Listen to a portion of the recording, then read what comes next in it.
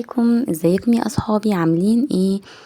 النهارده هنتعرف على حرف جديد، ده اسمه حرف السين. انت يا سين صوتك ايه؟ انا ليا 3 اصوات.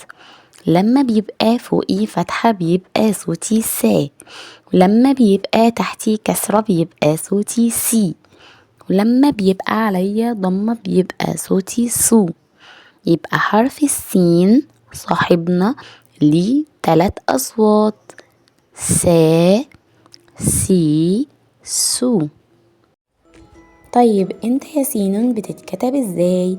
انا بتكتب كده: طبق صغير على السطر ماسك في طبق تاني على السطر وطبق كبير تحت السطر.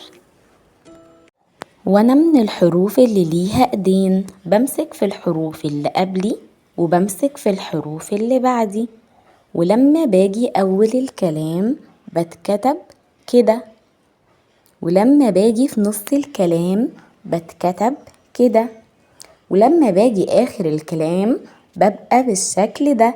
يلا يا اصحابي يا حلوين ندور على اشياء بحرف السين. سين سلحفاء، سين سمكة، سين ساعة. وبكده نكون خلصنا حرف السين. استنوني في حرف جديد. مع السلامة.